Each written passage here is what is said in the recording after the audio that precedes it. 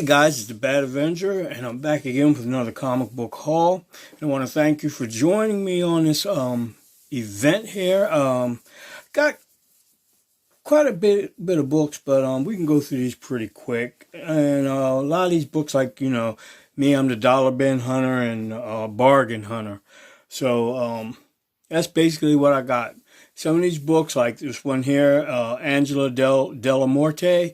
Really doesn't have any value. This is practically a brand new book, but I wanted it, but I didn't want to pay the full price for it, and I figured I'd wait until it hit the dollar bins, which it did, and that's when I picked it up. And I'm going to read it and see if I enjoy it. Also, like I said, I've been picking up a lot of these books that are like Young Injustice and Young Justice, whatever, in conjunction with all the animated series books like Batman, Superman, animated books. And they say there's a new Batman animated series ready to come out, which I'm looking forward to. And this was Young Justice number 18. Didn't have it, so I grabbed that. Grabbed another Detective Comics 1017. I think this is like the first appearance of Mrs. Freeze as a villain. I'm not sure, between 16, 17, and 18 has her first appearance as a villain. Picked up Gamerverse, Avengers Thor number 1. I didn't even see that when it was on the shelves, so I was like, wow, Now I already had one of these, but I wanted another copy. And being in the bin, I definitely had to pick it up. Spider-Man Velocity number 1. Luna Snow number 1, with a great In-Hook Lee cover. Picked up another copy of Arrow, or Arrow, whichever way you want to pronounce it. Definitely picked up Wonder Woman, number 83, with an appearance of the Silencer.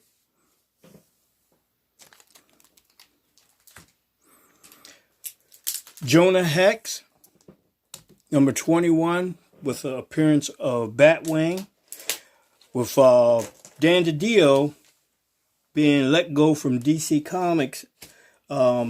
The 5G event is now up in the air.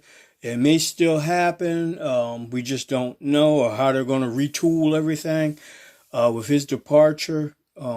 So I think the Batman with Lucas Fox becoming Batman, it may never happen. But I still wanted another copy of Jonah Hex number 21. Also found in the bins, the Marvel Calendar 2011. And it's in mint shape, which I was happy to get.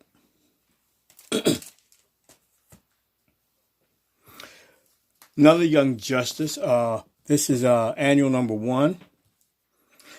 Bob the Galactic Bum, issue number 1.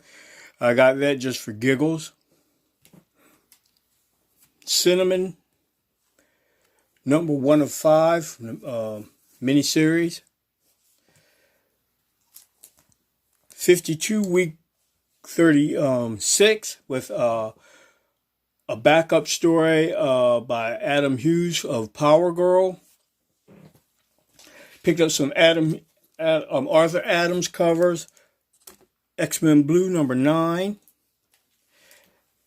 with a great Polaris cover, and X-Men Blue number 8 with the White Queen. Found another Darwin Cook variant. This is from Justice League Unlimited, issue number 7.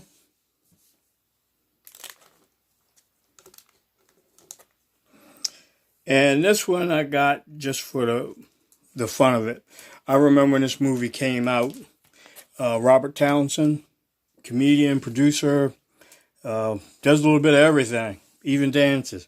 But when this movie came out, I remember going to see it. It wasn't good.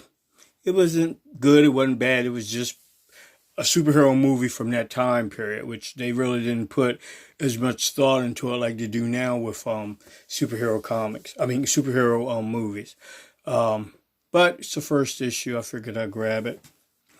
And this one, Soviet Super Soldiers. I got that. Issue number 1. It's a special edition. Only a one-shot. But because of what's going on with the Black Widow movie. But now, speccing on movies is going to be a little different now, because I don't know how they're going to do movies now. I think they'll probably just go direct streaming or whatever. You pay, like pay-per-view, until this corona situation solves itself. But until then, I don't know what to say about the spec market on characters appearing in movies or whatnot. Even with television, everything is shut down. Productions are shut down. So we have to wait and see. Dark Crystal, number 2. Didn't have that one. I was glad to get that. Found a Moon Knight, number 2. And a Bloodshot Yearbook, number 1. And it's signed by the artist Michael Bayer back in 7/16/94. And when I was putting it in the bag, I happened to look at the back cover, and he did an illustration of Bloodshot on the back cover, and he signed it and dated it, which was pretty cool. I tell you, sometimes, one time I remember going to a comic book shop. He had a box of nothing but autographed books from Jim Lee, Michael Turner. I mean, you name it, he had it, and they were going for like $2 or $3 a pop. And I don't know. Sometimes, if you just be patient, a lot of people, they get rid of their books, and they don't care that it's signed or whatever. And you never know what you might find. Justice League: The Nail. This is a Elseworlds book where Superman never existed or something like that, and the League was formed without a Superman. That's why it was called The Nail, because Superman is the nail in the JLA. Found this in the long boxes. X-Men the movie from Toys R Us exclusive comic book, which I was glad to get. And this one I was real happy to find. Legend of the DC Universe Crisis on Infinite Earth, issue number 1. This book is hard to find. And I was so glad to get that. And this is Just a Pilgrim, number 1. And it had both copies. It had that one, and it had the special issue. And I left the special issue like a dunce. Sometimes, I tell you, it was right beside it. And I just went right on through it. And it's probably still there. I might go back, because my comic book shop, for the time being, is still open. The hours are changing, and he's trying different tactics, to stay alive, because this is really hard on small businesses, period. And I don't see any light at the end of the tunnel for a while, and I fear that my comic book shops that I have in my area, they're not going to make it, And it's just tough. It's tough all over. 52, week 33, early Batwoman appearance. Iron Man, Invincible Iron Man, ICEMAN variant for issue number 504. A Michael Turner cover for Gen 13 with the Pit. What did I say? Michael Turner. I'm sorry. J. Scott Campbell for issue number 3 of Gen 13. I found the plain cover of Superman Forever number 1. The other covers are like lenticular. And I think the plain covers are more rare than lenticular covers. But I was glad to get it nonetheless. Picked up the variant to Captain America number 16 with Luke Cage's daughter as Captain America. Fantastic Four variant for issue number 16. Greg Land cover. Captain America variant for issue number, what is this? Issue number 6 with the, I call it the Barbie doll version of the superheroes. What is it? Marvel Rising superheroes. Found another copy of the Deadpool variant with the Carnage blood on Deadpool in insignia cover, whatever. But issue number 14. Valkyrie, Jane Foster's Valkyrie number 3 had the transition cover where transition from Jane Foster to Thor to Valkyrie. Picked up B cover of Teen Titans number 39. This one, man, I was so glad to get this. This book is hard to find and it carries a little value. Superman number 147. This is where Superman becomes a Green Lantern. Man, I was happy to get that book. This book is in super shape. I mean, I was real happy to get that. And Turtle Soup number 1 with Teenage Mutant Ninja Turtles. Suicide Squad number 6, first print, Origin of Harley. Issue number 7, first print, continuing the origin of Harley.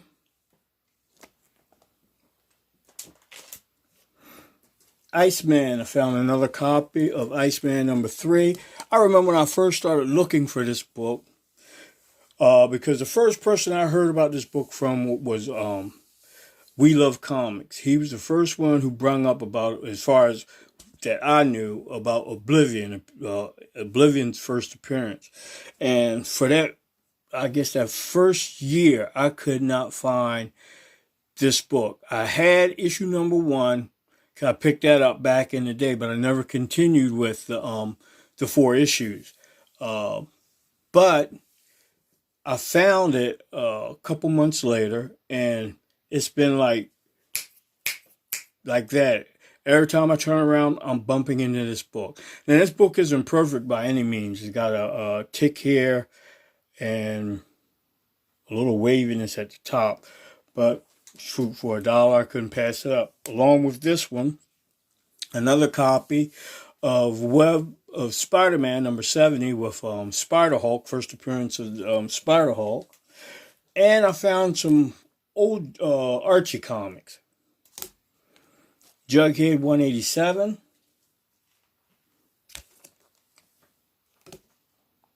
Laugh 235. And Betty and Me number 31. And the only thing wrong with Betty and Me, there's a piece of the cover gone. But the other two, they're in great shape. Got a dog ear at the top of the Laugh. And a little bit of ticks on the side of the Jughead. This book, man, when I saw it, I rushed to get this book. This book, I remember the cartoon. Cowboys, Wild West Cowboys of Mumesa was a short-lived cartoon that came on Saturdays. And this book is, you can get it on eBay. I've seen it on eBay, quite a few of them, but it costs a little bit for this book. This book is hard to find, you know. But unless you go the eBay route, you can get it. But I mean, trying to find it in a dollar bins, good luck. Now, also another thing I got for $3 was Giant Size Flash Annual number 1. This book has had better days, but I couldn't pass it up for $3 because the owner of the store, he was like, man, just take it for $3, you know. And I was like, you sure? Cause I was about, you know, I would have gave at least 10 for it. But it's had better days. The back is beat up. It's got tape on the spine on the back. And you can see visually that it has some problems with it. But the first annual flash for $3, I wasn't passing it up. And I checked it out on eBay. It's quite a bit of them on eBay, but you got to watch it because in 2001, they reprinted this book. And it's an exact copy of this book. The only difference is the new one from 2001 does not have 25 cents there. It's blank. And I've seen on eBay where there's a seller that's selling a beat up copy of the 2001 reprint as the 1963 copy of this book. And I'm not going to call him out by name. I said I was going to send him a private message, but nowadays people get a little uptight when whatever you say, they take it to heart the wrong way. But I don't think he's aware that the book he's trying to sell as the 1963 copy is actually the 2001 copy. But the way that book has been beat up, it looked like it was made to look like it was old. But I don't know. I don't know anybody's heart or anybody's way of thinking. But like I said, be on the lookout. If you find this book, if it doesn't have 25 cents on it, it's not the original copy. It's a 2001 reprint. And that's the end of the story. That's all I have to show you guys. I hope everyone is well, and I hope everyone is, really taking this situation we're in a little serious. My job, I work in with the public, so I have to basically kind of be there. I have to be at work if things like shut down. So I'm seeing a lot of things kind of like firsthand, and it's a serious matter. And people need to really think about it. And for all those people that, go to the beach and whatever, really think about what you're doing. Because it may not, because you're young, it may not affect you. But you got your parents, you got your grandparents, you got your friends' parents, their grandparents. This is something that can devastate a family, And I'm not here to preach to anybody, but I understand we all have inalienable rights or inalienable whatever by being American citizens or whatever. But, with that right, common sense goes a long way. And for y'all guys who feel that you got to do what you got to do because it's your right as an American, you need to take a break with that and really think about other people instead of being short-sighted and basically stingy. This is a life and death situation on a level that's never been had before. So it's something to think about. And on that note, you guys, I'm ready to go. It's 4 a.m. and I should be in bed, but I'm up and I really felt like getting this video over with. So everybody be well, and I'll see you on the next time. Goodbye.